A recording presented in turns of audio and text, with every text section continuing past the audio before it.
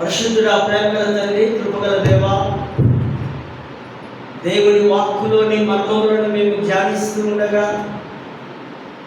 నీ శక్తితో, బలముతో, ఆత్మతో నడిపించి శ్రేష్టమైనటువంటి మాటల ద్వారా మా విశ్వాస ప్రయాణంలో నీ ప్రకాశవంతమైనటువంటి వెలుగుతో నింపుతూ, భయముతో, భక్తితో క్రీస్తుని చూస్తూ కొన్ని నిమిషములు నీతో ప్రయాణించలాగున మరి చేరవచ్చినటువంటి ప్రియబిడ్డలను దీవిస్తూ మీరే ఘనత, మహిమ, ప్రభావములు పొందగలరంటూ యేసు నామమున వేడుకొంచున్నాము తండ్రి, ఆమేన్. దయచేసి కూర్చుందాం. దేవుని పరిశుద్ధ నామానికి వందనాలు చెల్లిస్తూ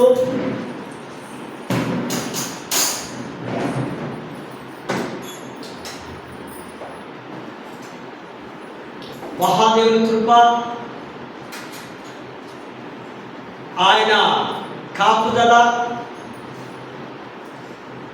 ఆయన ఇస్తున్నటువంటి ఘనమైనటువంటి జీవితం మరొక పరిశుద్ధ వారంలోనికి ప్రభువు నడిపించి ఈ పరిశుద్ధ దినమందు దేవునికి ఇష్టమైన బిడ్డలముగా మనము జీవించడానికి దేవుడు అనుగ్రహించిన మహా గొప్ప సమయాన్ని బట్టి, దినాన్ని బట్టి, ఈ గడియలు బట్టి దేవుడికి వందనాలు చెల్లిస్తూ ఉన్నాను. ఈ శ్రేష్టమైనటువంటి ధన్యత దేవుని వాక్యం బోధించడం, దేవుని వాక్యం వినడం క్రైస్తవ సమాజానికి దేవుడు అనుగ్రహిస్తున్న ఈ శాస్త్రముగా భావిస్తూ మరి ఈ అవకాశం నాకు అనుగ్రహించినటువంటి అధ్యక్ష మండలకు ఇన్ఛార్జ్ బిషప్ గారైనటువంటి right reverend doctor professor Reuben Mark తండ్రి గారికి, వైస్ చైర్మన్ గారికి, మరి మిగతా చైర్మన్స్, క్లర్జీ, ఆఫీసర్స్, పేరు పేరున జగదేగుట్ట పాస్టేట్ సంఘపక్షముగా వారికి ఉదయకాల శుభములు, దైవాశీస్సులు తెలియపరుస్తున్నారు. మరి ప్రత్యేకంగా సంఘానికి, సంఘ నాయకులకు ప్రేమతో మీకు శుభములు, ఆశీర్వాదములు తెలియపరుస్తూ ఇటు ఆరాధనకు ఆహ్వానాన్ని అందిస్తూ ఉన్నారు. అంత మాత్రమే కాకుండా దూర ప్రాంతాల నుంచి కూడా వీక్షిస్తున్నటువంటి మా ప్రియ కుటుంబాలు, స్నేహితులు, బంధువులు అనేకులు కూడా ఈ యొక్క పరిశుద్ధ విశ్రాంతి దిన శుభములు, ఆశీస్సులు తెలియపరుస్తూ ఉంటున్నారు. మరి మనకు ప్రత్యేకమైనటువంటి ఈ ఆదివారం ఈ అంశాన్ని అనుగ్రహించిన మన లిటర్జికల్ కమిటీ నాయకులకు, పెద్దలకు కూడా శుభములు తెలియపరుస్తూ ఉంటున్నారు. ఈ వారం ప్రాముఖ్యమైన అంశం senior citizens Sunday, the wisdom of the elderly. వయోవృద్ధుల జ్ఞానము, అనుభవము. ప్రతి సంవత్సరం ఈ అంశం వస్తుంది. మన పెద్దలను దీవిస్తూ ఉన్నాం, వారి అనుభవాలను తీసుకుంటూ ఉన్నాం, వారి ఆలోచనలు పొందుకుంటూ ఉన్నాం. వారు దైవ జ్ఞానము పొందుకొని, దేవుని యొక్క ఆయుష్ను పొందుకొని సజీవులుగా జీవిస్తున్నటువంటి ఆ పరిస్థితుల్లో మనము మన పెద్దలను చూస్తూ ఉన్నాం. కొద్దిమంది దేవుని యొక్క పిలుపుని విని ప్రభుతో గడపడానికి వెళ్ళిన వారు ఉండవచ్చు. మరి మరొకసారి సీనియర్ సిటిజన్స్ పెద్దలందరికీ కూడా నా యొక్క శుభములు, దైవాశీస్సులు తెలియపరుస్తున్నాను. 60+ ఉన్న వారందరినీ కూడా వృద్ధులుగా అనుకుంటూ ఉన్నాం. కానీ వరల్డ్ హెల్త్ ఆర్గనైజేషన్స్ వారు ఒక నివేదిక, ఒక మాట తెలియపరుస్తూ ఉన్నారు. ఈ వృద్ధుల్లో కూడా 3 దశలు ఉన్నాయి. 3 దశల్లో మొదటి దశ వృద్ధులు, వయోవృద్ధులు, కురు వృద్ధులు. వృద్ధులు అనగా the young old age 65 to 75. యవ్వనాన్ని పొందుకున్న వృద్ధులు వీరట 65 నుంచి 75 వరకు అని మరి వరల్డ్ హెల్త్ ఆర్గనైజేషన్ వారు. మరి రెండవ దశ the middle of old age 75 to 85. మధ్య వయస్కున్న వారు 75 నుంచి 85 వరకు. మరి చివరిగా the old age 85 to 100 years.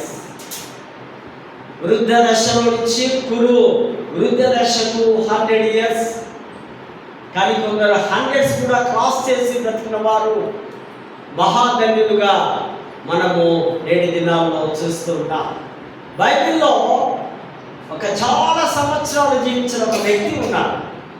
బహుశా మనకు తెలిసే ఉంటారు, మెతుషెలా. వారు 969 సంవత్సరాలు రికార్డ్. ఇక అంతకు మించిన రికార్డు బైబిల్లో మనకు కనిపించింది. సో ఆ విధంగా ప్రకటన గ్రంథంలో కూడా మహాబుద్ధుడుగా యేసు ప్రభు ఆ సింహాసనం మీద కూర్చున్నట్టుగా మనం చూస్తాం. ఈ వృద్ధులు ఈ దశలో మనము జాగ్రత్తగా గమనిస్తున్నాం. మానవ జీవితంలో కూడా 3 దశలు ఉంటాయి. మనకందరికీ తెలుసు, బాల్య దశ, యవ్వన దశ, వృద్ధ దశ. మనమందరం కూడా వృద్ధ దశలో నుంచి వచ్చిన వారే. ఉన్నటువంటి వృద్ధులు వారు బాల్యాన్ని, యవ్వనాన్ని దాటుకొని ఈ యొక్క చివరి దశ వృద్ధ దశ. బాల్య దశలో మనకు కనిపిస్తుంది అమాయకత్వం, ఏమీ తెలియని పసితనం, మొండితనం, మరి ఆనందంగా గడపడం, నిర్లక్ష్యంగా వస్తువులు పడేయడమో లేకపోతే పాడించడం ఏమి తెలియదు, అమాయకంగా ఉండడం. ఆ దశలో నుంచి మనం ఒక్కొక్కరము దాటుకుని వచ్చాము. రెండవది చాలా పవర్ఫుల్ దశ, అందరికీ ఇష్టమైన దశ యవ్వన దశ. యవ్వనంలో చైతన్యవంతంగా ఉంటాం, బలంగా ఉంటాం, శరీరాలు చాలా సుఖపడ్డాం. యవ్వన దశలో శృంగారంలో మునిగి తేలిపోవడం. ఈ దశను దాచుకుంటూ వెళ్తాం. మరి 3వ దశ వృద్ధ దశ. ఇందులోనే అందరము డిసప్పాయింట్ కావడం. ఈ వృద్ధ దశలో ఏమీ చేయలేని పరిస్థితుల్లో, ఈ వృద్ధ దశ అనగానే శరీరంలో ఉన్న భాగాన్ని డ్యామేజ్ కావడం, కృంగిపోవడం, శారీరక పరముగా మానసిక పరముగా అనేకమైనటువంటి బాధలు, కష్టాలు, సుఖాలు, దుఃఖాలు, అన్ని వ్యసనాలు ఈ చివరి దశలో ఈ బాధ్యతలు, మనిషి యొక్క ఆ వ్యాధి నిరోధక శక్తి కూడా తగ్గిపోవడం, ఆ రక్తము ఉడికిపోవడం. ఈ దశలో ప్రభు కొరకు లేదా మరణం కొరకు ఎదురు చూసే దశగా ఈ యొక్క చివరి దశలో ఇక్కడ మనము చూస్తూ ఉంటున్నాం. ఈ వృద్ధాప్యపు దశ ఇది అందరికీ కూడా తప్పనిసరిగా వస్తూ ఉంది. ఇది తప్పించుకోవడానికి వీలు లేదు. బాల్య దశను చూడని ఆటోమేటిక్గా రెడీమేడ్గా ఒక వ్యక్తి యవ్వన దశలోకి వచ్చేసాడు. బైబిల్లో ఉన్నాడు ఆదాము కదా. ఆదాముకు బాల్యం ఉందా? బాల్య దశ ఆదాము తల్లిదండ్రుల దగ్గర ఉన్నారా? లేదు. సో యేసు ప్రభు కూడా వృద్ధ దశలోనికి ఆయన రాలేదు. ఆయన యవ్వన దశలోనే ఆయన తండ్రి యొద్దకు వెళ్ళిపోయినట్టుగా మనము చూసుకుంటున్నాం. ఈ శరీర మార్పును పరిశోధించే ఒక శాస్త్రం ఉంది, ఒక విభాగం. దాన్ని జియోనటిక్స్ అంటారు. ఆ మాటకు ఆ జీవన విధానంలో మార్పు, ఒంటరితనం బాధించడం, ఒకవేళ ఈ వృద్ధుల్లో తోడు ఒకరు ఆగిపోతే వారు ప్రతినిత్యం ఒక బాధకు, ఒక నొప్పికి, ఒక కష్టానికి గురవుతూ వారి శరీరము రోజు రోజుకు కృంగిపోతున్నట్టుగా మనము ఈ యొక్క విభాగంలో మనం చూస్తాం. రెండవది మానసిక స్థితి. మెంటల్గా కూడా వారు ఆ యొక్క చైల్డ్హుడ్ లాగా పిల్లల మనస్తత్వం కలిగి ఆ మొండితనము లేదా చాడీని చెప్పడం లేదా వారి యొక్క ఆలోచన విధాలుగా మారిపోవడం, ఆ చిరుతిళ్ళ మీద ఆశ కలిగి ఉండడం, అనగా రకరకాల విధాలుగా వారు మెంటల్గా ఒక వయసు వస్తున్న కొద్దీ ఆ స్థితిలోనికి రావడాన్ని మనము చూస్తూ ఉంటున్నాం. మరి మూడవదిగా శరీరంలో మార్పులు. చెవులు వినిపించవు, కళ్ళు కనిపించవు, మోకాళ్ళ నొప్పులు కానివ్వండి, లేదా ఆ శరీరం అంతా కూడా డ్యామేజ్ అవుతూ మరి ఏదైనా యాక్సిడెంట్గా అయినప్పుడు వారు ఆ మంచం మీదనే ఉంటూ రకరకాలైనటువంటి ఒత్తిడులకు, స్ట్రెస్కు గురవుతూ ఈ శారీరక ఆ స్థితిలో వారు ఉంటారని, ఆ జ్ఞాపశక్తి కూడా తగ్గిపోవడం, ఇటువంటి ఆ విధానాన్ని మనం అక్కడ జిరియాట్రిక్స్ అనగా ఆ పరిశోధించే విభాగము, శాస్త్రము అని ఇక్కడ మనము గమనిస్తున్నాం. మానవ జీవితంలో మరి కీలకమైనటువంటి ఈ దశ, వృద్ధాప్య దశ అంతా కంప్లీట్ చేయడం, తన యొక్క భారాన్ని అంతా, తన పిల్లలను, తన కుటుంబాన్ని కట్టుకొని చివరిగా ఆయన ఒంటరిగా లేదా ఆయన ఆ దేవుడి కొరకు ఎదురు చూసేవాడిగా, ఆ దశలో ఇక ఏమీ చేయలేని వాడిగా, చేతగాని వాడిగా ఆ స్థితిని ఇక్కడ మనము గమనిస్తూ ఉంటున్నాం. ఇది అత్యంత విలువైనటువంటి ఒక దశగా, లైఫ్లో ఒక చివరి దశగా మనం ఇదివరకే అనుకున్నాం. Old age is final stage in biological growth of human being.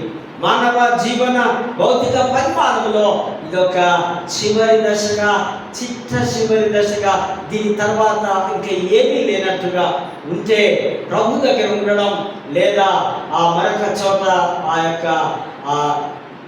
ప్రభు సన్నిధిలో నుంచి వెళ్ళిపోయే స్థితిలో ఈ ఆత్మలు ఉన్నట్టుగా మనం చూస్తుంటున్నాం. చివరి దశ శరీర ఆకారంలో అనేకమైనటువంటి మార్పులను కూడా మనం చూస్తూ ఉన్నాం. ఈ వయసు దాచేది కాదు. మీరు ఎంత దాచాలని, ఎన్ని బ్యూటీ పార్లర్కి వెళ్ళినా, ఎన్ని లక్షలు ఖర్చు పెట్టినా మీ స్వరం మారుతుంది, మీ ముఖ రూపాలు మారిపోతాయి. మనకందరికీ తెలుసు కదా, గొప్ప సినీ యాక్టర్ శ్రీదేవి గారు కొన్ని లక్షలు ఆమె అందానికి, ముఖానికి ఖర్చు పెట్టుకుంది. సో ఎంత ఆమె పెట్టినా ఆమె ఆ గొంతును చూసి మనం చెప్పవచ్చు ఈ ఏజ్ మీకు ఎంత ఉంది అని. ఈ రకరకాల ఈ అందచందాలు ఈ దేవుడిచ్చిన ఆ వయసులో మాత్రమే, తర్వాత వృద్ధ దశలో ఎన్నో మార్పులు వస్తూ ఉంటాయని మనము అర్థం చేసుకోవాల్సిన అవసరత ఉంది. నేటి సమాజంలో కుటుంబ వ్యవస్థలో కూడా మార్పులు చూస్తూ ఉంటాం. చాలామంది చాలా వీడియోస్ కూడా మనం అప్పుడప్పుడు చూస్తూ ఉంటాం. తల్లిదండ్రులను వారందరూ కూడా అబ్యూస్ చేయడం, దూషించడం, తిట్టడం, కొట్టడం, మంచాన పడ్డ తండ్రిని ప్రేమ కనపరచక, ప్రేమగా ఉండలేక, ప్రేమతో జీవించలేక, వారి ఆస్తిపాస్తుల కొరకు, వారు సంపాదించిన సంపాదన కొరకు మరి నేటి పిల్లలను అనేక మందిని మనము చూస్తున్నట్టుగా చూస్తూ ఉంటున్నాం. ఆస్తుల కొరకు వారు సంపాదించి వారి వయసులో వారు చేసిన త్యాగాన్ని మర్చిపోయి, వారి శక్తిని అంతా తన పిల్లల కొరకు దారపోసి, తన వయసును దారపోసి, తన కష్టాన్ని దారపోసి పిల్లలకు సంపాదించిన ఆ సంపాదన వారు అనుభవిస్తూ తల్లిదండ్రులను దూషించే కుమారులను నేటి దినాల్లో మనము చూస్తూ ఉంటున్నాం. మానవ విలువలు తగ్గిపోవడం, మానవ ప్రేమ సంబంధాలు తగ్గిపోవడం, ఎంతగానో దిగజారిపోవడం నేటి సమాజంలో మనము గమనిస్తూ ఉంటున్నాం. సామెతల గ్రంథం 28-24 వచనంలో మనం చూస్తే ఆ తల్లిదండ్రుల యొక్క సొమ్మును దోచుకోవడానికి తన యొక్క సంతానము ఎదురు చూస్తున్నట్టుగా మనము ఆ యొక్క లేఖన భాగాల్లో చూస్తుంటున్నాం. వారి సొమ్మును దోచుకునే సంతానాన్ని అక్కడ మనం వాక్యంలో చూడవచ్చు. అదేవిధంగా లేవ్యాకాండం 20:9 కూడా తల్లిదండ్రులు దూషించిన వారికి ధర్మశాస్త్రం చెబుతుంది మరణ శిక్ష విధించాలి. వారికి మరణ శిక్ష తప్పనిసరిగా మోషే ధర్మశాస్త్రం చదివిస్తుంది.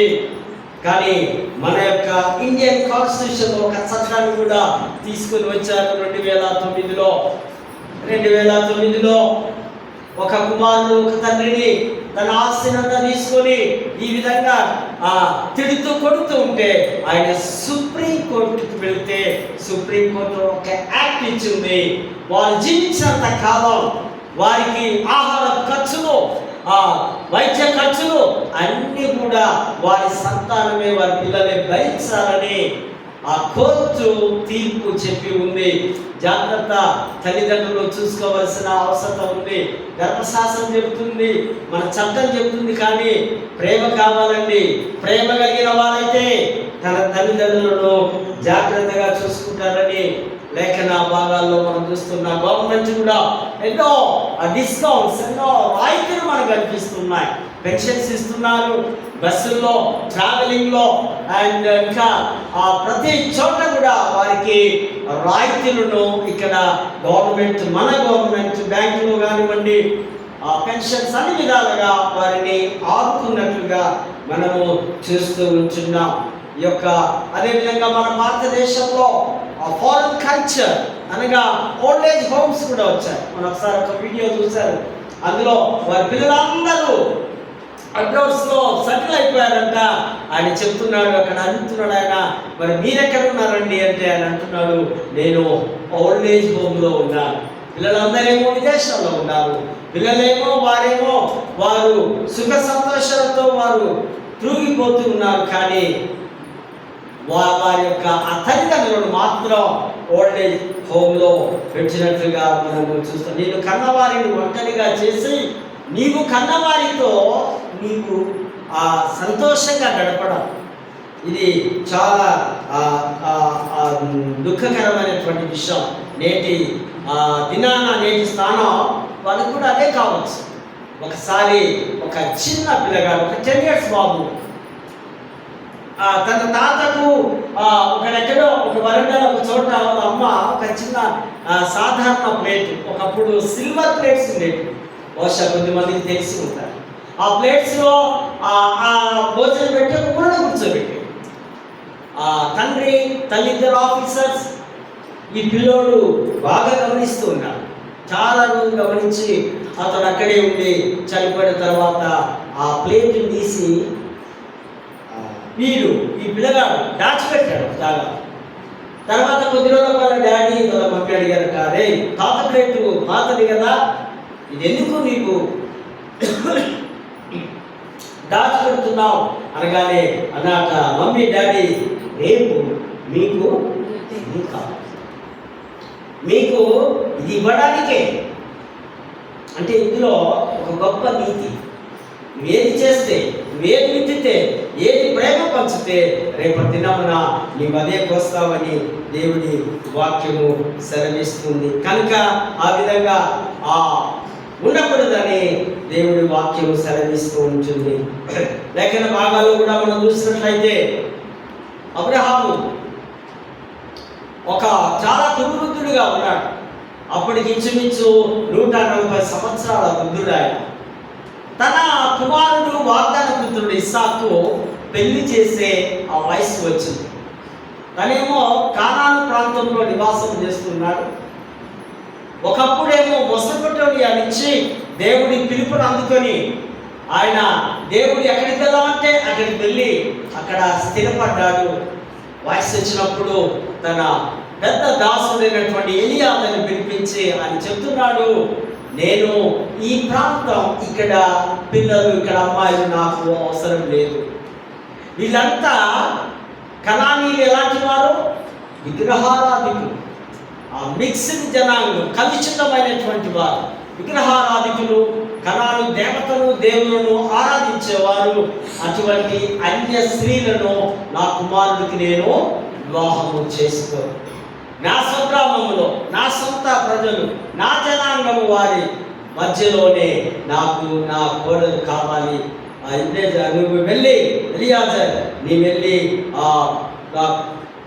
కోడలు నువ్వు తీసుకుని రావాలని తనతో ఒక ప్రమాణము చేయిస్తుంటున్నాడు, ఒక ప్రామిస్ తీసుకుంటున్నాడు. వాటికి ప్రాచీన కాలంలో ఆ ప్రమాణాలు ఎలా ఉంటాయంటే తొడ కింద చేయి పెట్టి ఆ ప్రమాణం చేయడం. ఇది ఒక గంభీరమైనటువంటి ప్రమాణానికి ఒక సూచనగా ఉంది. అంటే ఇక్కడ ఎప్పటికీ మాట తప్పను, కనుకనే ఇక్కడి నుంచి నేను ప్రమాణం చేస్తున్నాను, నీ కుమారునికి తగినటువంటి అమ్మాయిని నేను తీసుకొని వస్తాను అని అంటున్నాడు. ఆయన హారాను ప్రాంతంలో కొంతకాలం నివాసం ఉన్నాడు. అక్కడి వారందరూ కూడా యెహోవా దేవుని విశ్వసించేవారని, అక్కడి ప్రజలే నాకు కావాలన్నప్పుడు మరి రిబకాను వారు తీసుకుని వచ్చినట్టుగా మనకందరికీ తెలుసు. ఈ వివాహ వ్యవస్థలో మనం కూడా ఒక్కొక్కసారి మరవారి కావాలనే ఆలోచనలో చూస్తూ ఉంటాం. సో అబ్రహాము కూడా వృద్ధుడైనప్పుడు తన యొక్క కుమారునికి పెళ్లి చేయవలసిన ఆ పరిస్థితిలో తన ఎలియాజర్ అనేటువంటి యొక్క తన దాసుని పంపించి తన కోడలు తెచ్చుకున్నట్టుగా లేఖన భాగాల్లో చూస్తూ ఉంటున్నాం. మరి ఆ యొక్క కీర్తనలో కూడా చాలా ప్రాముఖ్యమైన కీర్తన 92వ అధ్యాయం. ఇది వృద్ధుల యొక్క జ్ఞానంతో నింపబడింది. వృద్ధులట ముసలికాల సమయంలో వారు సారము కలిగి చిగురు పెట్టి ఫలిస్తూ జీవిస్తారు. ఖర్జూరపు వృక్షము వలె, దేవదారు వృక్షము వలె వారు ఎత్తుగా ఎదుగుతూ, వారు ఖర్జూరపు చెట్టు ఇది అడవిలో మనం తెలుస్తున్న సౌత్ అరేబియాలో విస్కరేణులో, అది అడవిలో జంగల్లో లేదా అటువంటి ఎడారిలో ఈ యొక్క పళ్ళు అంటే సంవత్సరం నెల నెల కాపుదలను ఇస్తాయి. కాపు క్రాప్ వస్తుంది. అటువంటి ఆ స్థితిలో ఆ పెద్దలు సారము కలిగి ఉంటారని, సారం అనే రక్షణ కలిగి ఉంటారని భక్తులు రాస్తుంటున్నారు. నీతిమంతుడు అనగా, నీతిమంతుడు అంటే ఎవరనుకున్నారు? దేవుడి ఆజ్ఞలకు లోబడి, దేవుడికి విధేయత కలిగిన వారు, దేవుడిని ప్రేమించేవారు, ఇతరులను ప్రేమించేవారు, తన సమస్తము దేవుడికి దానపోసేవారే నీతిమంతులుగా ఇక్కడ వారు ఖర్జూరపు వృక్షము వారు ఎత్తైన ఎత్తులోనికి ఎత్తగలరని దేవుడి వాక్యము సెలవిస్తున్నారు. దేవుల్లో ఆనందించేవారు, దివారాత్రములు ఆయన గణపరుస్తూ దీవించేవారే నీతిమంతులుగా ఇక్కడ మనము చూస్తూ ఉన్నాం. ఈ 120 అడుగుల ఎత్తు, 30 అడుగుల వెడల్పు, ఈ విధంగా వృక్షాలు ఆ స్థితిలో ఉన్నారని దేవుని వాక్యం సెలవిస్తుంది. మరి సువార్తల పాఠంలో కూడా మనం గమనించినట్లయితే ఇక్కడ ఒక వృద్ధ జంటను మనం చూస్తూ ఉన్నాం. వారు యాజక పరిచర్య చేసేవారు. వారి నుంచి వారు కూడా 100 సంవత్సరాల వయసులో ఉన్నారు. ఎలిజబెత్ గారికి సంతానం లేదు, గొడ్రాలుగా ఆమె ఉంది. సో వీరు మాత్రం వృద్ధులై మహాహేరోదు కట్టించిన టెంపుల్ దేవాలయంలో, మనం తెలుసు కదా మహాహేరోదు, యేసు ప్రభు పుట్టినప్పుడు జ్ఞానులు వచ్చి అడుగుతారు, హేరోదు రాజు, యూదులకు రాజుగా పుట్టినవాడు ఎక్కడ? ఆ హేరోదే. ఈయన క్రీస్తు పూర్వం 37 నుంచి ఆయన ఇంచుమించు క్రీస్తు శకం 8వ శతాబ్దం వరకు ఆయన జీవించినట్టుగా మనం చూస్తాం. ఈయనను మహా హేరోదు అని అంటాం.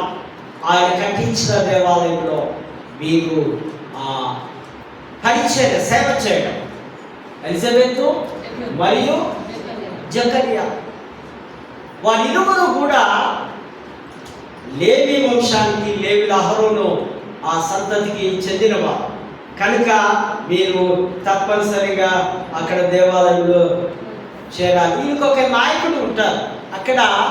అబియా అనేటువంటి ఒక నాయకత్వంలో వంతుల వారిగా సేవ చేయాలి. మార్నింగ్ అండ్ ఈవినింగ్ ధూపము వేయడం, బలులు అర్పించడం, ఎవరైనా వస్తే వారికి పాప క్షమాపణలు ప్రార్థనలు చేయడం, ప్రభు దగ్గరికి వెళ్ళడం.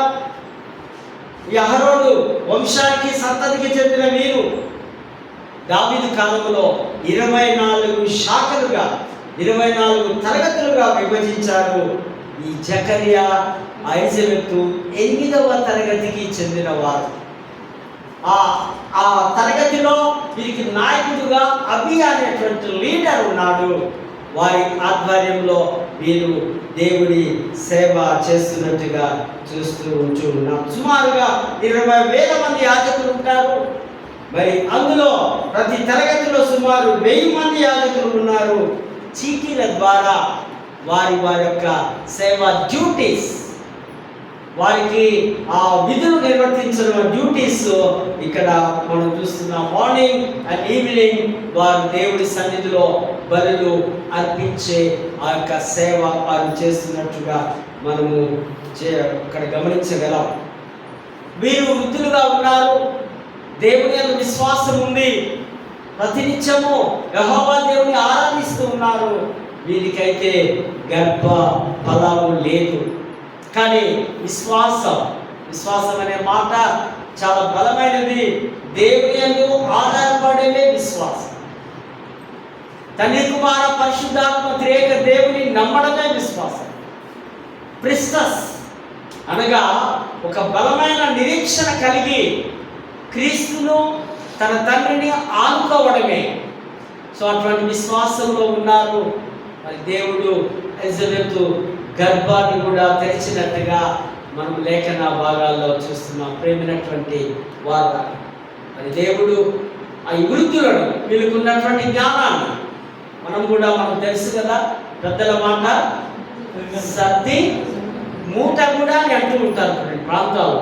పెద్దలు ఏది చెబితే అది మనము అనుసరిస్తూ ఉంటున్నాం. ఒక చిన్న స్టోరీ చెప్పి నేను ముగిస్తాను. ఒకసారి ఒక దేశంలో ఒక రాజు ఉన్నాడు.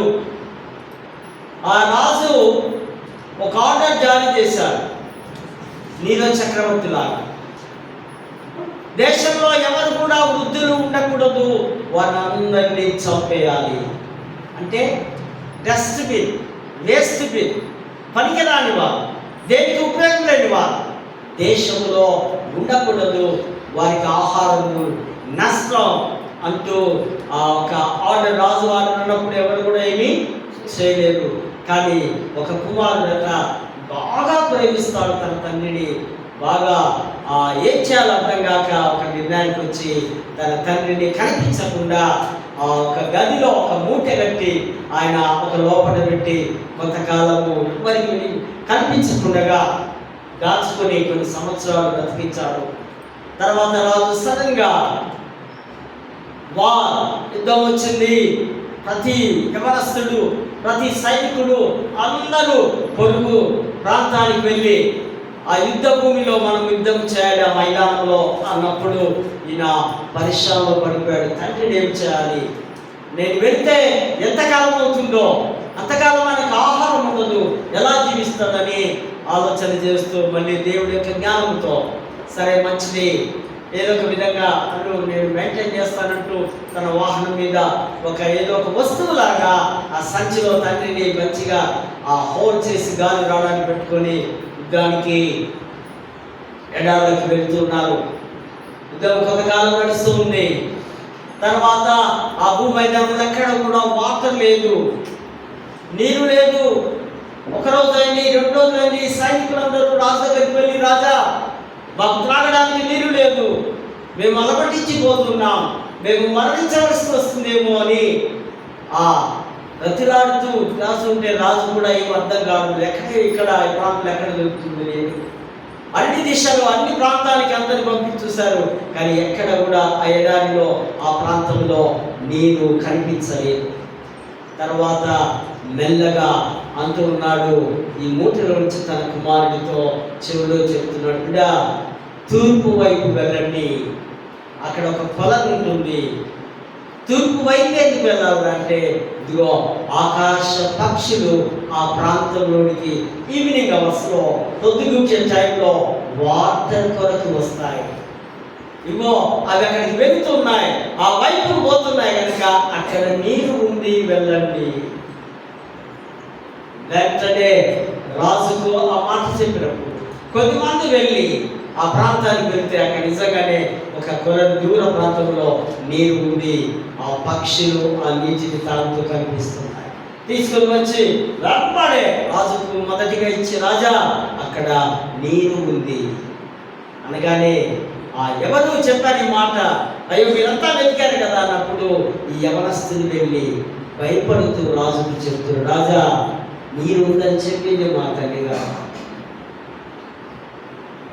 మా నాన్న ఆయన వృద్ధుడుగా ఉన్నాడు, కానీ ఆయనకున్న జ్ఞానంతో ఆ పక్షులు ఆ వలస వెళ్ళే ఆ ప్రయాణించే దిశను చూసి మా తండ్రి గారు చెబితే మేము వెళ్ళి చూస్తే అక్కడ నిజంగానే వాటర్ ఉంది.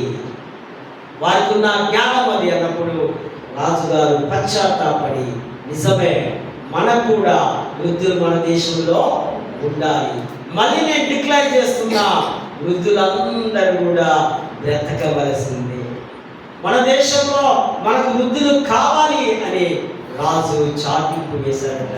ప్రేమనీయ వాళ్ళ ఈ దినాల్లో ఇంటిలో వృద్ధులు ఉంటే, వారు ములుగుతూ ఉంటే, వారు రోగాల బారిన పడి ఉంటే కొన్నిసార్లు మనము వారిని దూషించే వారుగా, కొన్నిసార్లు విసుగు చెందేవారుగా, ఒకవేళ పురుషులు బాగున్నా వారికి వచ్చినటువంటి ఆ సతీమణులు లేదా వారి కుమార్తెలు బాగున్నా వారి అల్లుళ్ళు ఈ విధంగా వృద్ధులను ఆ దిశలో నానా విధాలుగా కష్టపెట్టే ఈ యొక్క సమాజంలో మనం చూస్తున్నాం. నేను అనుకుంటున్నా, మరి బయట సమాజంలో అనుగుణంగా ఉన్నారేమో కానీ క్రైస్తవ సమాజంలో క్రీస్తు వాక్యాన్ని, క్రీస్తు ప్రేమను ప్రతి వారము దేవుని వాక్కును వింటున్నటువంటి క్రైస్తవ బిడ్డలు మాత్రం కేవలము ప్రేమ మాత్రమే చూపించేవారుగా ఉన్నారని నేను విశ్వసిస్తూ, అటువంటి కృప, పరిశుద్ధాత్మ నడిపింపు, దైవాశీస్సులు దేవుడు మీకు సమృద్ధివంతంగా అనుగ్రహించుగా. ప్రార్థించుదాము. ప్రేమగల తండ్రి, కృపగల దేవా, ఉత్తమైన వాక్యం కొరకే నీకు వందనాలు చెల్లిస్తాం. వాసుదేవులో మేము భద్రపరచుకోవడానికి సహాయం చేస్తాం. చేరవచ్చిన మా ప్రియ మిత్రులందరినీ కూడా మరొక పర్యాయం ఆశీర్వదించగలరంటూ యేసు నామమున వేడుకుంటున్నాము తండ్రి. ఆమేన్.